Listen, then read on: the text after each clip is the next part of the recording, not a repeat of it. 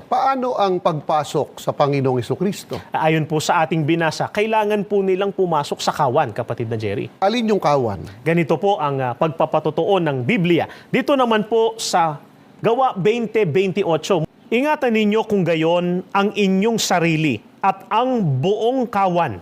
Narito'y hinirang kayo ng Espiritu Santo ng mga katiwala upang pakanin ang iglesia ni Kristo na binili niya ng kanyang dugo. Mga kaibigan, maliwanag po na ang kawan ay ang iglesia ni Kristo. Kaya ang mga tunay na Kristiyano, yun pong mga tao na may tunay na kaugnayan sa ating Panginoong Hesukristo, ay ang mga kaanib po sa kawan o sa iglesia ni Kristo. Kaya ang pag-anib po sa iglesia ni Kristo, mga giliw po naming taga-subaybay, ito po ang tanging paraan upang ang tao po ay maalis sa kalagayan na hiwalay sa atin pong Panginoong Hesukristo. At dahil ang tao po ay meron ng kaugnayan sa ating Panginoong Hesukristo sapagkat umanib na sila, kabilang na sila sa loob ng iglesia ni Kristo, sila po yung totoong nasa daan na patungo sa langit.